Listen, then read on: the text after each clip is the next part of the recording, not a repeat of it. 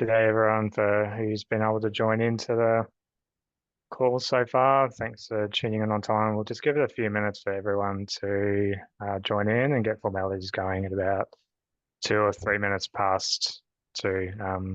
So you're all in the right place. This is tech webinar number 3 for YEiLD. So I'll just give it a few minutes for others to join in the call.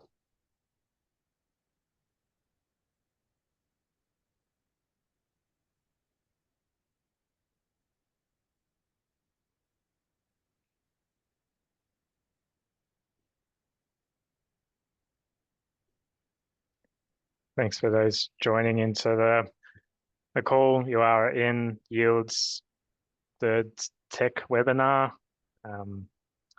We will get going in a few minutes, just allowing everyone the opportunity to finish up lunch or any other meetings they might have back to back with this one, so we can get into formalities for webinar number 3.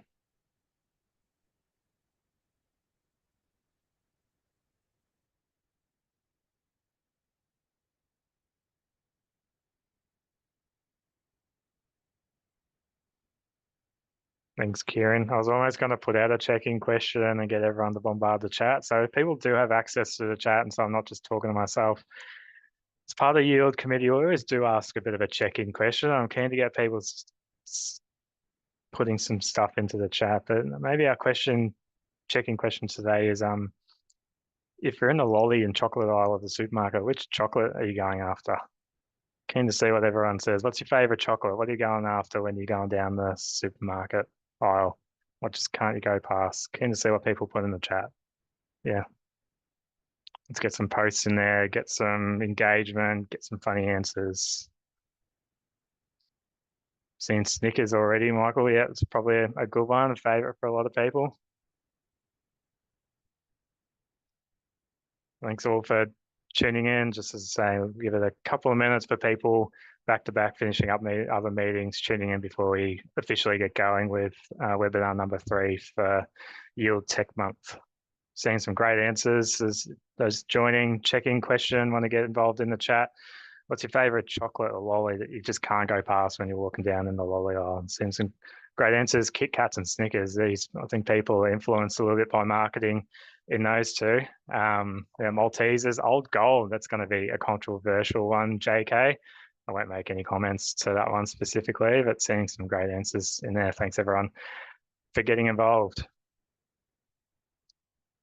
All right, we're at 3 minutes past 2. I'm sure a few others will make their way in, but got a really good attendance already, so we'll get into formalities. For those that I haven't met or that you haven't met me, my name's Adam Heaton. I work at Greater Western Water. I'm part of the YEiLD committee. I'm taking on the host and facilitator for today's third webinar for Tech Month with YEiLD. Credit to Kieran having hosted the first 2. So I'm stepping up in Kieran's place today to host the third webinar.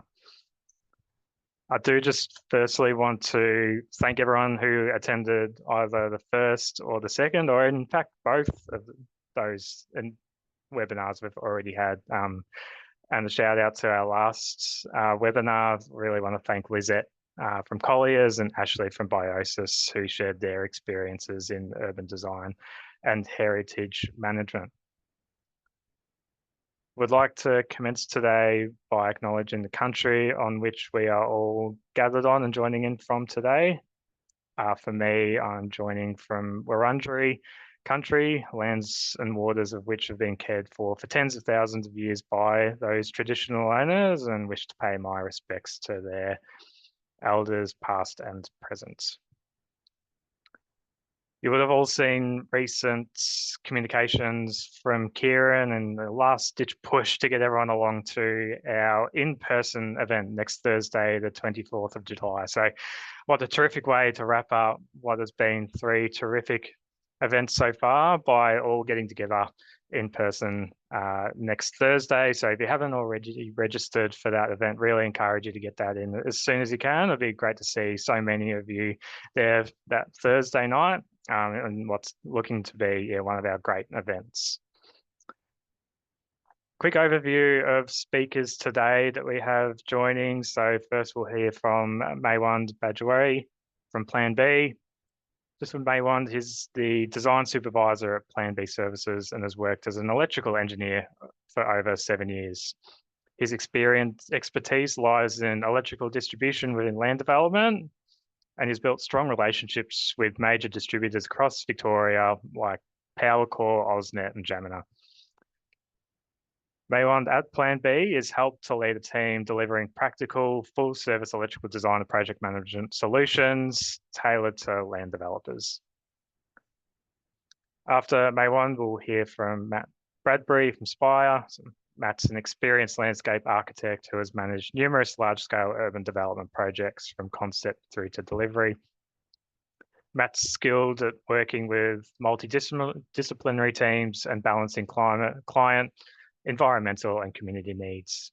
His focus is on developing creative design and management techniques that support more sustainable development outcomes. Really looking forward to hearing from both of them a lot more when they get into their presentations. So just before I hand over to Maiwand to run through the first part of today's webinar, the quick schedule that we'll hear from Maiwand for around 15-20 minutes. We will change it up a little bit to the first two webinars if you're along, that we'll have a Q&A session for Maiwand directly after. So I encourage you all to post in the chat for Maiwand and run through a Q&A before we do go to Matt afterwards, where he'll also have a Q&A after that. Before we look to wrap up around somewhere between target 2:45, but definitely hard close by 3 p.m. So I encourage you to use the chat, but otherwise I'll hand over to Maiwand.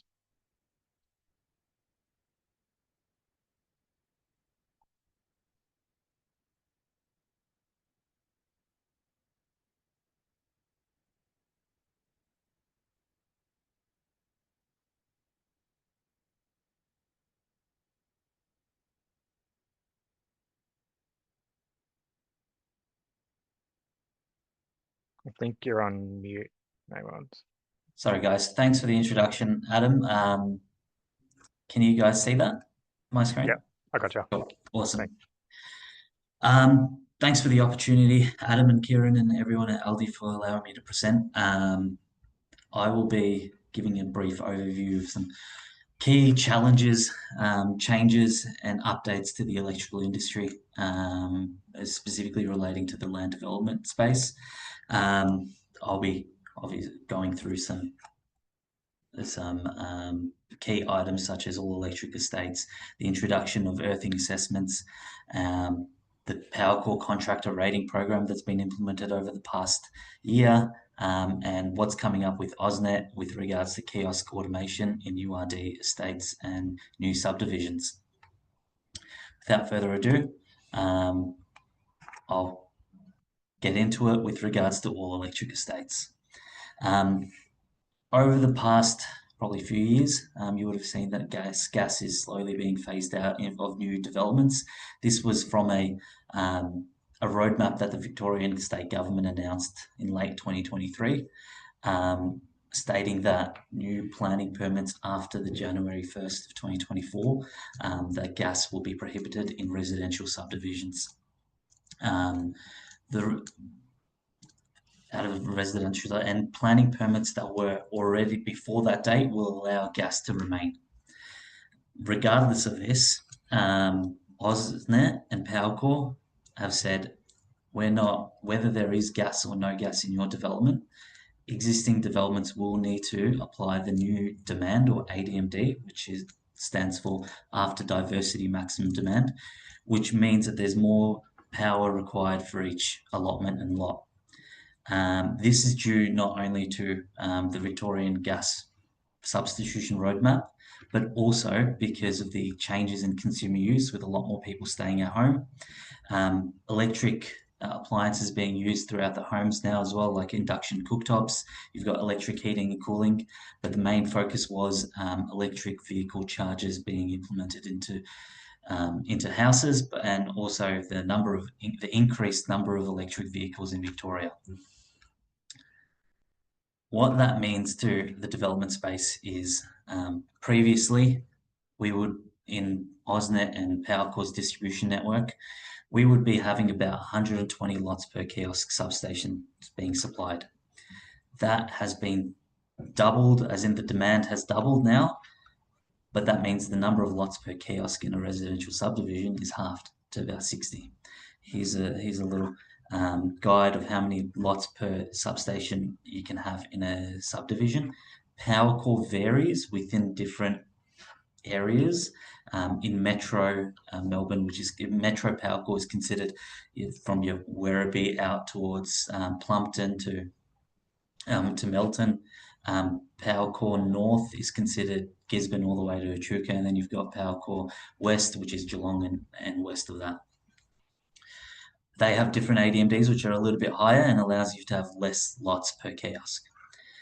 The transition for AusNet happened as soon as the rollout came out from the Victorian State Government. So over the past year, we've been working through updating our developments and master plans and stages to redesign to allow for more kiosk substations through developments. PowerCore, the transition officially cuts off from January 26, the 1st of January, but all new, that was applied for only existing master plans.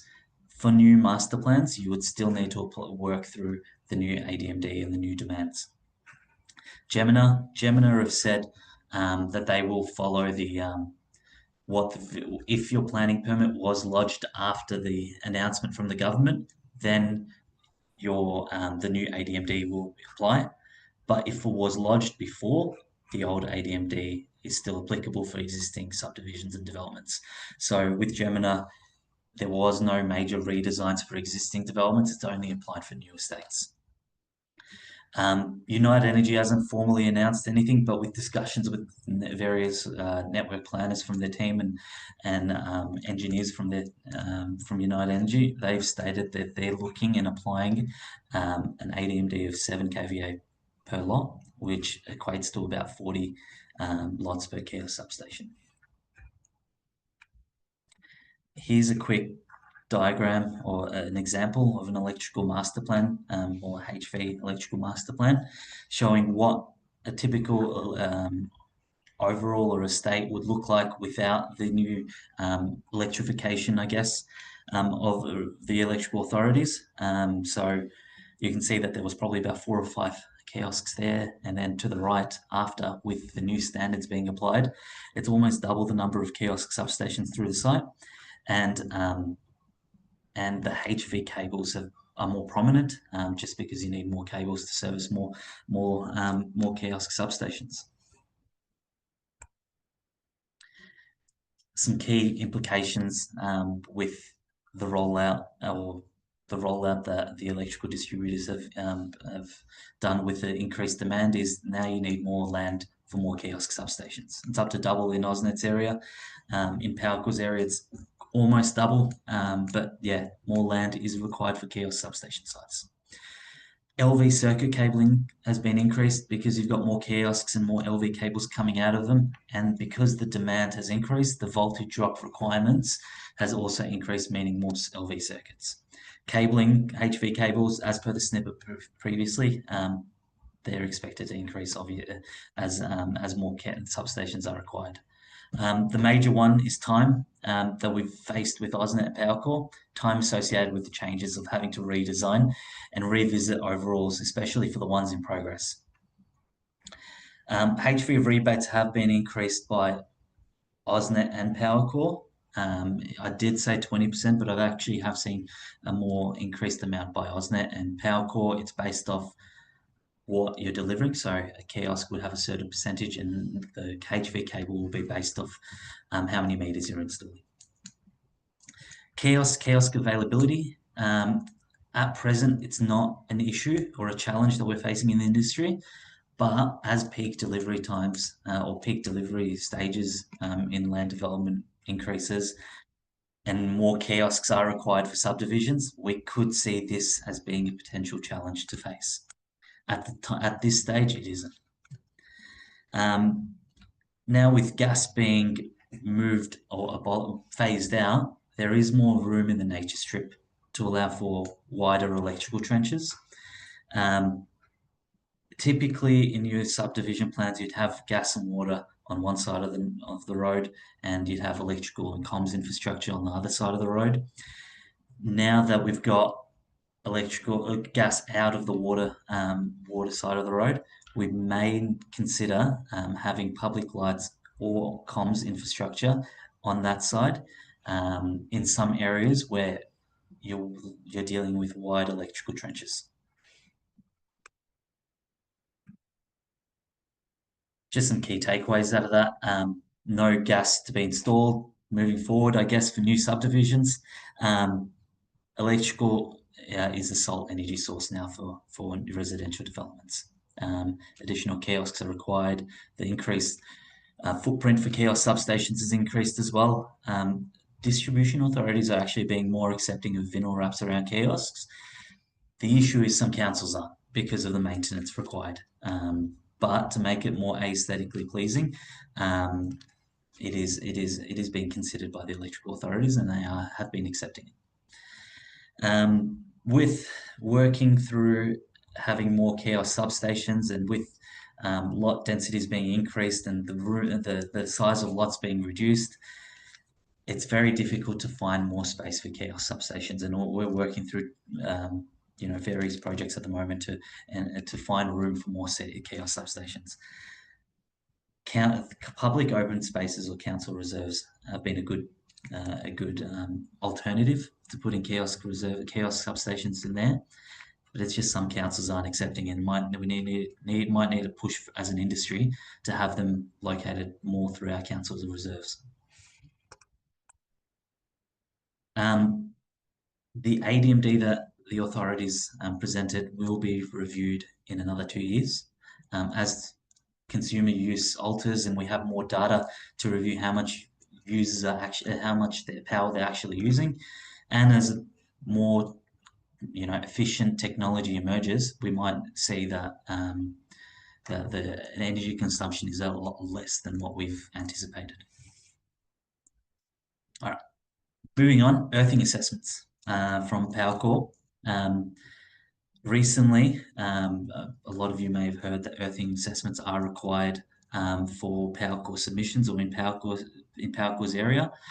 Typically, this was done by the electrical distributors at the end of the project, or at the end when everything was tied in, to ensure that compliance was achieved. But what they've noticed was a lot of the earthing designs that they would do at the end wouldn't comply, and then they have to backdate and create alternative designs while everything's already in the ground. So what PowerCore have implemented is that they want the developer to complete the earthing assessment design and ensure that it can be compliantly installed in line with what contractors are building. So what's required for PowerCore? Level 1 assessment is no longer required. It's broken down into 3 levels: level 1, level 2, level 3. A level 1 is no longer accepted by PowerCore, and PowerCore want to see a level 2 assessment. In an earthing assessment, what's required is you need the fault data of the area you're going to connect to, so whether it be a kiosk substation, an overhead line, or a switching cabinet.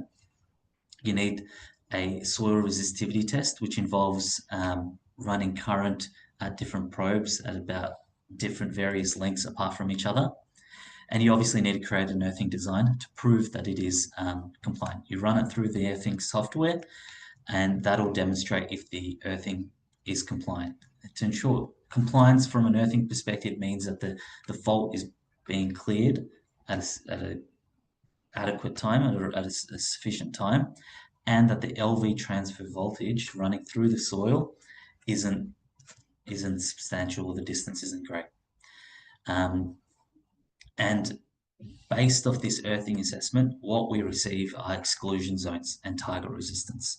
The exclusion zones you'll have are from telecommunication pits, from metallic pipeline valves, fire hydrants, public lights, and even metallic fences like colour-bond fences. If in a level 2 assessment it is determined that we haven't maintained a compliant design, then a level 3 assessment is required. That essentially is a non-standard earthing design, not in line with Power Core's requirements. So you have to come up with different solutions and different strategies to make it work. You would typically see level 3 assessments completed when your subdivision in your estate is very close to a zone substation, or that there's not much infrastructure surrounding that development. Because the fault that you get out of a zone substation is very high when it's nearby. If it's a significant distance away, we see that the fault does dissipate through developments and through other earth means, but it is a challenge when there is a zone substation close by. When is it required? It's required now. Over the past 9 months, I'd say we've been working through it, but as of the 1st of March 2025, it's required for every design submission to Power Core. That includes a HV earth. So the earthing assessment is essentially only required where an HV earth is present. So an HV earth will only be present in a kiosk substation, a HV cable head where an overhead line goes underground, a pole substation, which is a transformer on a pole, and a HV switching cabinet. How long does it take for us to do an earthing assessment? It takes about 3 months. In total, by the time we get the data from Power Core, a soil resistivity test done on site, and obviously doing the design, it takes about 2 to 3 months. The risk lies when you have to do a level 3 assessment, because timeframes can blow out doing a non-standard earthing design. The costs are approximately 10 to 12K for a level 2, and level 3 could be upwards of 25,000. Next on the list is the Power Core Contractor Rating Program.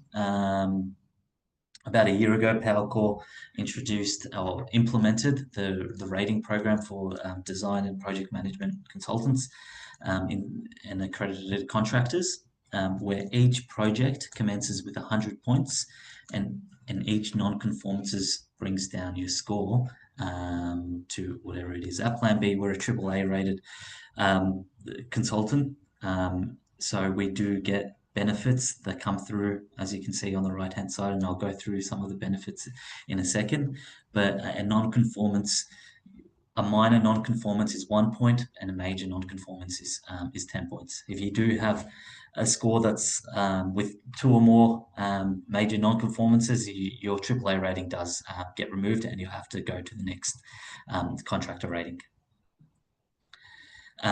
What the contractor rating and what benefits you do get from an auditing regime or auditing perspective when Power Core do come out and do final Power Core audits is, if you are AAA rated, 70% of your projects will be process and compliance. So there'll be a desktop review, full desktop review.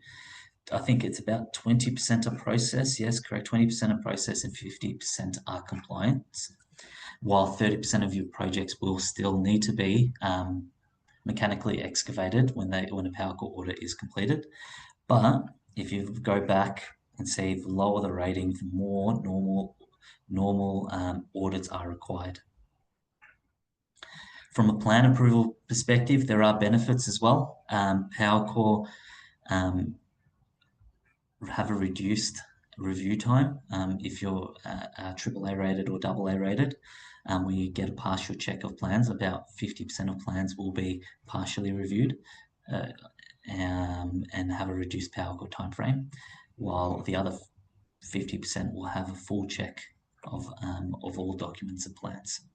But if the rating is lower, the number of normal reviews increases, and the number of compliance gets removed, gets lowered or removed. Some of the benefits with being AAA rated, apart from the above, is statement of compliance time. You can request for an early SOC, so no requirement for an approved final audit before SOC can be consented to. A permit to work is not required for the final audit. There's no fees associated with re-audits or plan resubmissions, and an audit regime escalation. When a process or compliance order regime is escalated, a reorder is required, which can be requested immediately without the need for the rectification. Plan approvals, you can request for swapping out projects with being AAA rated and requesting them to be to the top of the queue, which really greatly helps developers fast track approval timeframes. Just some key takeaways. The project rating is per the lowest rated contractor, PM, and auditing company. Reward performances are only applicable if you've been in the industry for 2 years. Savings in time, in process, and audit cost. Customers can be rewarded with benefits as I outlined before. And Plan B is the only AAA rated contractor for design, PM, and auditing. All right, lastly, AusNet kiosk automations required for URD estates. What has AusNet done? AusNet will now require selected kiosk substations to have HV motorized switches. What that allows for is future automation of controlling the network as more kiosks and developments progress. What AusNet are requesting now is that out of every 10 kiosks, 1 to be motorized, and out of every 20 kiosks, 1 to be motorized with a remote control enabled with it, so they can remotely open and close switches when there's maintenance required or when they've realized that peak loads are being met and they need to adjust the load accordingly on the grid. As a result, for every 625 customers, approximately every 10 substations, you need a motorized switch installed, HV switch, and out of every 20, it needs to be remotely controlled. What we're going to do with that is with URD estates, new URD estates, it needs to be negotiated with AusNet beforehand. So you need to negotiate where your HV remote motorized switches are going to be. For existing master plans, they also need to be revised. So the plan is to ensure that current estates, the motorized switches are deferred to a later stage into the development, so that they aren't impacting the current stages that are in design. And AusNet has somewhat agreed to it, and we're happy to collaborate with consultants. But yeah, what else is involved with the motorized switches is the increased cost for the kiosk substations. AusNet has advised that they are willing to contribute more as well in terms of HV rebate with HV motorized switches. The customer is to provide the motorized substation. So we, based off discussions with suppliers, their lead times to attain a motorized switch is approximately 16 to 20 weeks. So existing developments that are currently in delivery and currently in construction can't accommodate for this change, so it will be in the future. Yeah, and in summary, every 40 kiosks will be controlled remotely. Cool. Questions? Thank you. Good on you, Maiwand. Yeah, great presentation, very insightful. Love the little plug for Plan B in there, being the only AAA accredited consultant as well. So I'm sneaking that in, but I think that acknowledges and credit to the work and the role that you've all played, including yourself in the broader industry, to obtain that too. So well done, great presentation. There has been a few questions filtering through, which I'll ask a few your way now. You can see that kiosks are a bit of a hot topic still in the industry. Daniel was asking, is there any traction with councils allowing kiosks in reserves to not impact lots? We've had good progress with Casey Council and Wyndham Council accepting kiosk substations to be in council reserves. Unfortunately, some councils are still against it, like Geelong Council and Melton, and it clearly stipulates it in their planning permit that they won't allow for kiosk substations in council reserves. So it has progressed with some councils who are more accommodating to it, but unfortunately, it's a hard line with some councils, and and as a development industry, we're just trying to control the controllables. There is discussions being played in the background with certain developments, but I think as an industry we need to collaborate more together and go to council, specific councils to try and push for kiosks to be accommodated for in council reserves. Yeah, good answer. Thanks, Just Daniel. on the kiosk question again before I throw to one more and let you Yeah. go. Could you see a more standard approach across the authorities for how many lots to each kiosk? In short, no, because they've all got different standards that they've applied. Their standards are based off the data that they've been getting based off their area. Powercore have got, like for example, in Gisborne and in the northern areas, Powercore apply a different ADMD based off conditions in the north region of Victoria, where you get during the summers it is very hot, and during the winters in the high country it can be very cold. So they automatically you're going to think they're going to electrical heating and cooling is going to be used a lot more in those areas than it is compared to the inner city suburbs. So, in short, no, they are going to be unifying or considering a uniformed demand calculation, but they all have been uniformed in applying their new demands because they've all increased over the past year. So, yeah, I don't see it happening with authorities to have a uniformed approach, unless the SEC, which is State Electricity Commission, steps in and does something. But I don't foresee it at this stage. A final question before we transition over to Matthew's presentation. I'll let you go, Maiwand. From Daniel Jarman this time, is there a longer lead time for the motorised HV substations? Yes, there is. We've had a chat with Schneider, which is one of the suppliers for kiosks, and what they've said is there's approximately 16 to 20 week lead time if you want to order a kiosk with a motorized HV switch. The electrical contractors would not typically store HV motorized switches in their stockpile, so they will need their own. They will need to order it specifically from the suppliers such as Schneider and YEiLD for a motorized switch. I don't think YEiLD do it. I think it's only Schneider that have motorized switches at the moment. Wilson's don't either at the moment. So. Cool.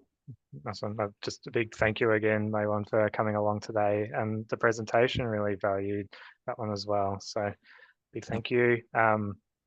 Thank you. We will likely just be going over to 45, noting we'll have a hard close at 3 p.m. So with that, we'll transition over to Matthew Bradbury to talk landscaping. Thank you. And thanks, Maiwand. Very enlightening. So I'm going to be talking to you today a little bit of a high-level overview, really, of what landscape architects do in the context of land development projects, and also a bit of an overview of a current issue that I believe is facing our industry, where I think landscape architects and engineers really need to collaborate in order to achieve better outcomes for our clients, but more importantly, our communities as well. So just at a high level, what is landscape architecture? So really it involves the knowledge and skills of creative thinking, horticulture, industrial design, earth sciences, psychology, even in terms of how people use spaces, communication and engagement, and environmental sustainability. And really what we aim to do is create places where people want to be and want to spend their time. So we do that through the lens of creating places where people can connect through sustainability, connection to country, importantly, and where possible, working with First Nations representatives. We look at health and well-being of our communities, celebrating cultural identities, and increasingly importantly, water management.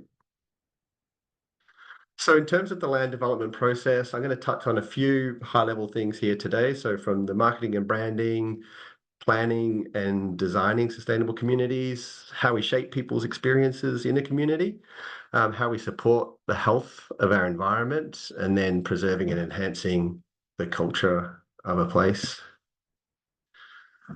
So early on, marketing and branding. So landscape architects will typically get involved quite early in a project to help shape that marketing direction and work with either internal or external marketing teams to really set that direction and branding of the community from day one. So usually what that entails is a bit of a deep dive into the history and the culture of a place to build that sort of deeper understanding of where we're working, but then also understanding where we're pitching this project. So who are the target purchasers in terms of demographics?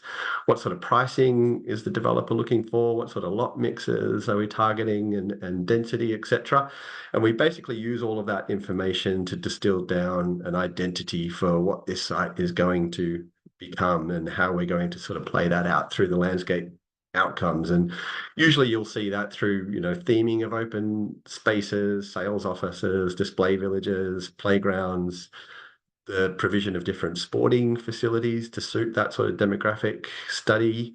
And usually we would do that in conjunction with the relevant council officers as well. So one thing with landscape is it does tend to be the most tangible part of a project in terms of a purchaser's experience, and bringing sort of future residents through. So what we aim to do is really create that sort of comfortable and inviting space for prospective purchasers and give them a bit of a feel for what the community will become. As you all know, working in land development, some of these projects have very long timeframes of delivery. So what we aim to do from day one is demonstrate what that future promise of the development is for those early residents. Typically, next up is that sort of planning phase and the urban design and planning application phase. And the goal of the landscape architect there is to really work closely typically with the urban designers leading that part of the project, with the town planning team and with engineering teams to understand the practicalities of the site. Work with the developer to understand their expectations, councils to understand what their requirements are, and then throw all that into a pot. But really what we try to do is focus on creating a site responsive layout, so understanding and responding to the, say, natural topography or natural landscape features on a site, and retention of existing site values where possible. So typically that might look like any existing vegetation or significant trees or any cultural artifacts or even European heritage overlays that might sort of be able to be used to enhance that sort of community feel. Walkability is ever important, and working with those urban designers, as I say, to create an open space connectivity and open space network so people can move through the space, preferably off-road, to create that sort of inviting and people-focused community. So optimizing street layouts, open shared path networks and the like. The PSP does a little bit to help shape that direction, but it's not very granular. So at this phase of the project, we're really sort of zooming in at that sort of project level to create the type of communities that people will want to live in. Shaping experiences. So when we talk about shaping experiences, we really try to do that through crafting meaningful and immersive spaces that connect people with nature, and foster that idea of community engagement. So a place where people can get together and get out of their houses, and inspire some sustainable living as well. So this really comes down to designing of the larger open spaces, playgrounds, even sporting infrastructure, right down to the sort of less tangible and less obvious design interventions, like what's the right street tree species to put in a street to make that street feel good in terms of the type of tree, deciduous or evergreen, depending on solar orientation, and even scale of tree, because you don't want it to be too small or too imposing. So, things that we don't often think too much about, but can have a big difference in how that community can feel. So it's not always about sort of the grand open spaces, but it's also those sort of little micro decisions that happen that are super important in creating a nice experience for residents. So usually this work will reinforce the work that was done earlier on the branding and marketing, and this is sort of making it more tangible as well. So The bit that I often really enjoy as well is once the project is sort of underway and we're getting some residents, is actually working with the residents on understanding what are their desires, what are their wants out of their open space, and getting them involved somewhat. So we'll often have sort of community open days, barbecues, community surveys, where we can actually interact with the residents and hear from them directly, and they can help shape that landscape offering of their community. So we also enjoy the fact that the landscape can be used as an educational tool as well. So embedding things that can help to teach and educate residents around, it might be sort of a sustainability initiative, or it could be, there's a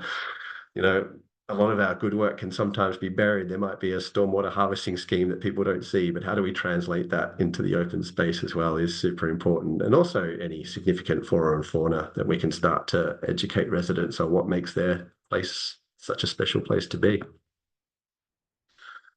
And then super importantly, we talk about our role as stewards for the environment as well. So as landscape architects, this is one of our key roles that we see we play as professionals on projects. No matter what project we're working on, we do see ourselves as stewards of the environment. So creating sustainable future by designing adaptive and resilient spaces, integrating ecological restoration into our projects, championing the use of renewable materials, and creating community-focused solutions that also address our environmental challenges. So, we're always designing for the human factor, but we always design with that sort of biodiversity value in mind as well. So when it comes to the selection of materials, that is one that's definitely becoming more and more prevalent in the way we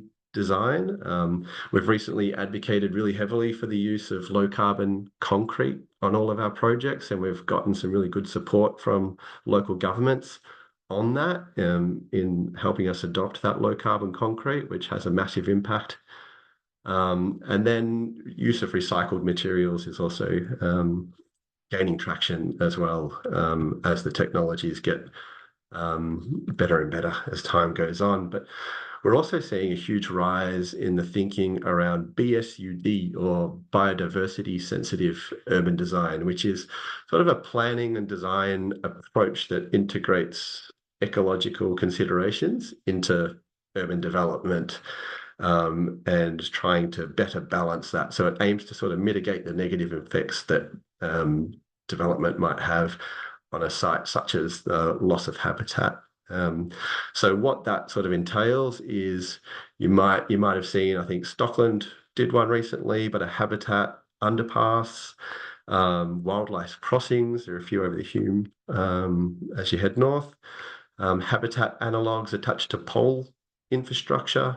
The use of natural materials, furniture that includes habitat within it.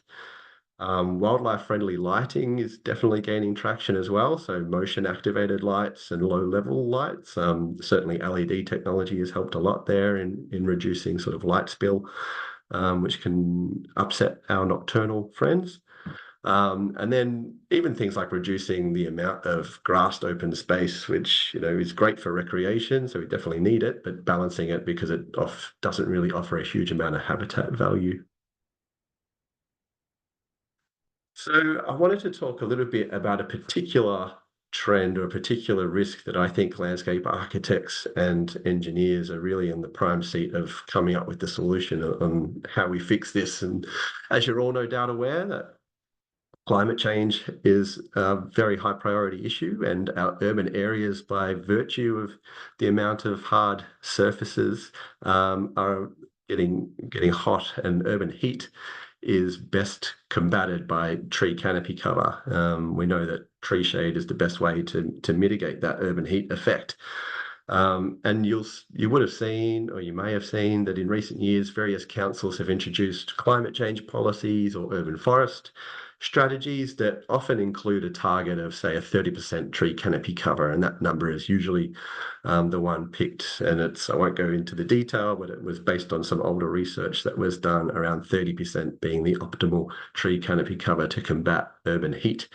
And that's recently been written into more and more PSPs, but it's also been written into the plan for Victoria recently as well, as 30% canopy cover being the target. So on the other side of that is we're also well and truly in a housing crisis where affordability issues are certainly driving a desire for increased densification of our urban areas. And although they might in and of themselves be separate issues, I see them as somewhat linked as well, because one definitely has an impact on the other. And in the land development context, the issue is that our blocks are getting narrower and smaller. So the opportunities for trees on the lot is almost nil now when you get down to those really small lots. So people just can't have a big tree in the backyard or a big tree in the front yard anymore. So our streets have to do a lot of the heavy lifting for tree canopy. But the issue there is, as lots get narrower, what's not happening is our regulations around service offset requirements have not changed. So when I was first starting in my career, it was not uncommon to have, 12 meter, 40 meter, even 16 meter frontages on a lot, which meant you could put all your infrastructure in and there'd still be plenty of space to put a tree. That's no longer happening. The lots are a lot narrower, but the service offsets are remaining the same. So what's getting squeezed out are the trees. And not only is this a huge issue for us as designers, but it's a long-term issue for our residents and our communities as well, because we know all the biodiversity, sustainability, health and well-being benefits of trees. And that's when we're missing out on planting those trees, we know that that's going to lead to future problems. But developers too, they want this as well. So not only do they care about all the things I mentioned, but the research also shows that having a nice tree out the front of the lot increases the sale value of that lot as well. So even from a commercial perspective, getting more trees into our streets are important. But ultimately, the only solution for this is to rethink how we service those lots and potentially look at relocating where we actually run those services. And there's actually some great momentum happening right now. ALDE is actually a part of that, at the table having those conversations with industry bodies about what are we going to do as an industry to advocate for change in this space, which is fantastic. Just as an example, this is actually a bit of an older example, but still very relevant around what happens when lots get narrower, but service offsets don't change, or in fact go the other way and become more risk averse. This was taken a couple of years ago when it was Powercore first, moved to change some of their offset requirements and become a little bit more conservative about their offset requirements. And so we overlaid that onto a streetscape just to see what impact that would have. And it turned out that half the trees were removed from that street just from a very basic change of offset requirements. We lost 50% of trees. So that just shows that we really need to work closely as an industry, and landscape architects and engineers in particular need to work really closely together so that we can maximize that tree canopy cover. So the importance of collaboration is really, it's the only way in the shorter term we're going to get good outcomes for our residents, because we know regulatory change and policy change can often take time, but the problem is here and now. So to achieve those optimal results within the current design constraints, we really do need to work together to locate those services so we can achieve the optimal tree canopy cover in our streets. So I always say to my team, engage early and engage often, so we can get in there right at the FLP stage of a project to help locate the trees and help work with the electrical engineers, civil engineers to optimize the service alignment.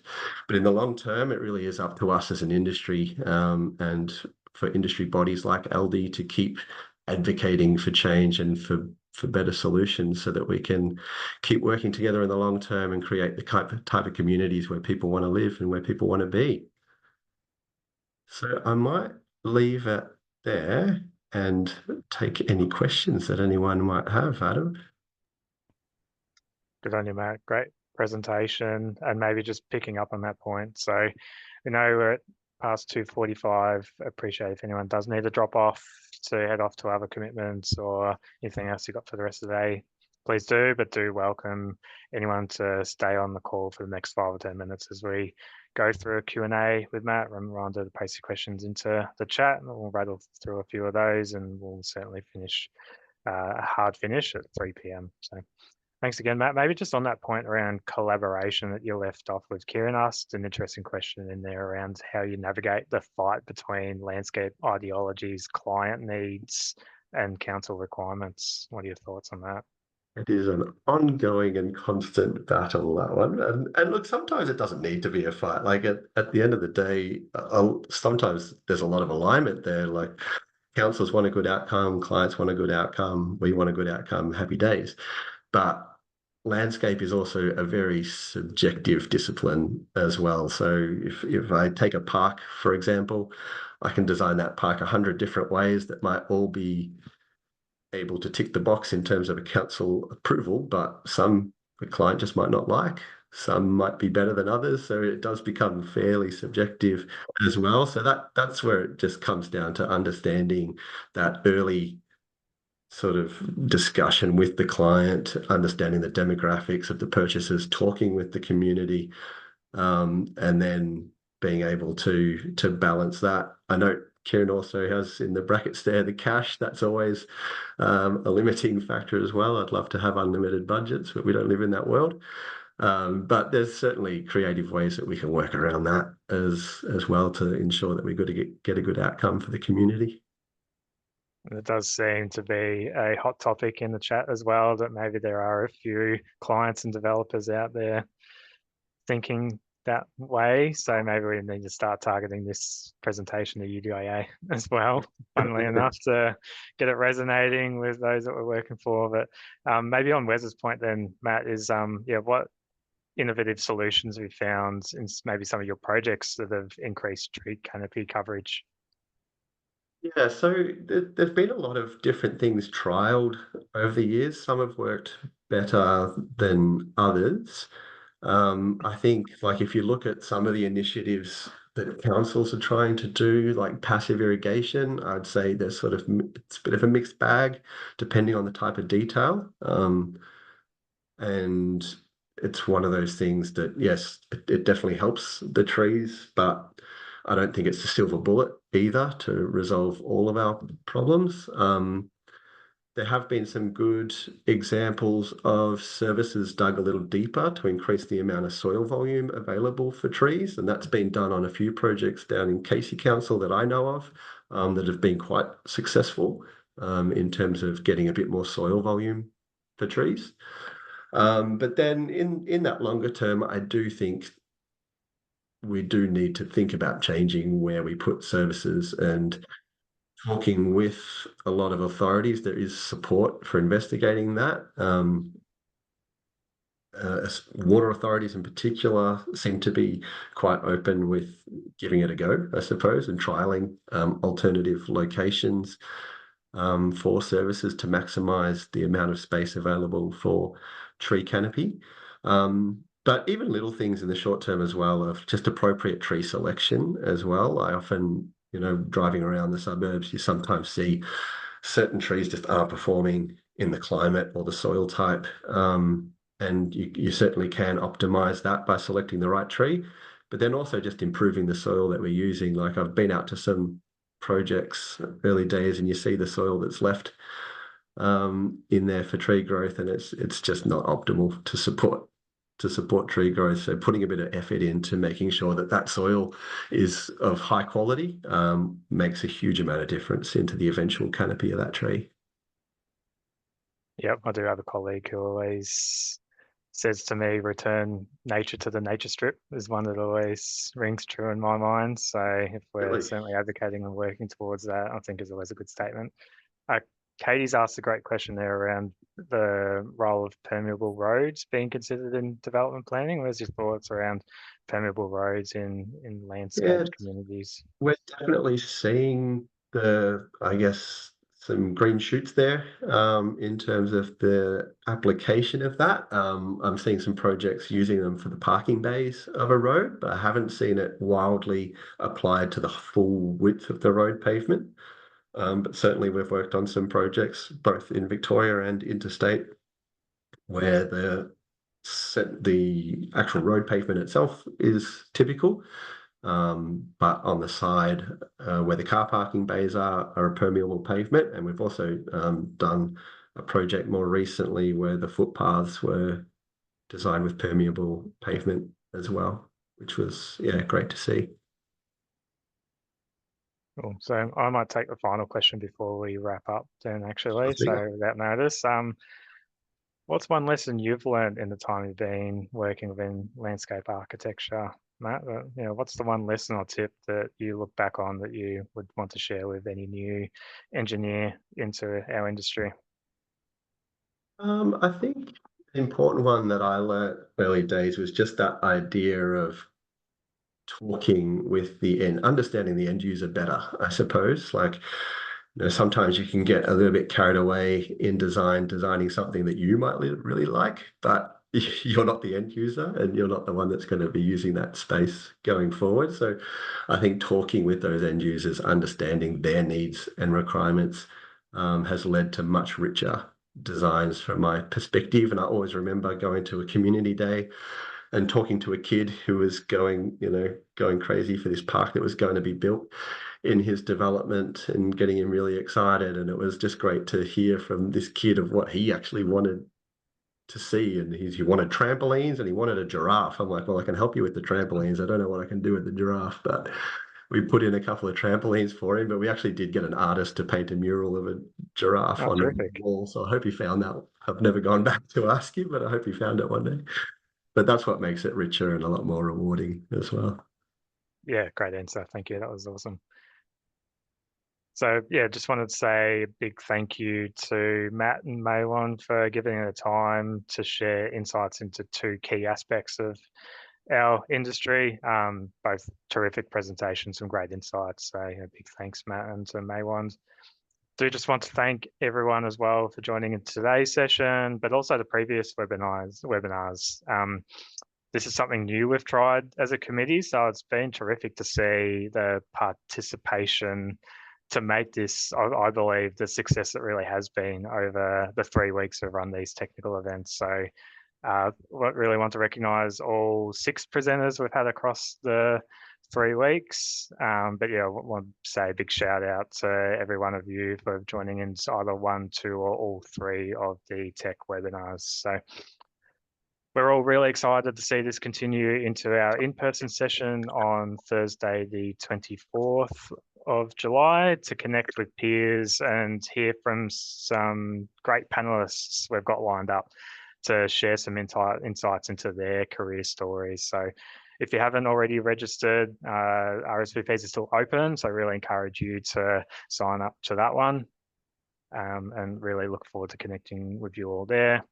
But that's it for today. Really want to thank our presenters, Matt and Maiwand. Again, thank you all for joining in. We hope you have a terrific day. Look forward to connecting with you all in person next Thursday. So thanks again. Thanks, everyone.